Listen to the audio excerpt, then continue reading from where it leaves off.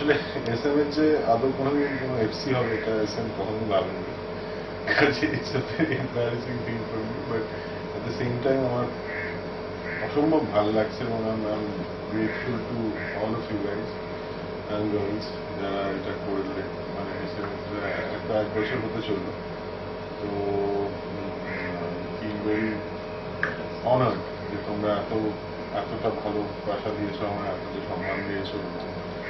কি বলবো, মানে এইগুলোর জন্যই অ্যাকচুয়ালি শত অসুবিধা, শত কষ্ট সব পেরিয়ে, সব সহ্য করে এখানে থেকে যাওয়া।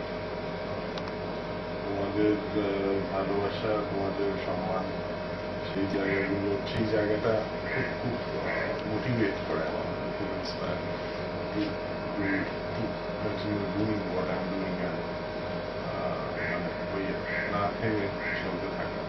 সেই চলতে থাকার পাথেয় হিসেবে এসএমএফসি is a huge thing for me. তোমাদের ভালোবাসা, তোমাদের সম্মান, ভেরি ভেরি বিগ।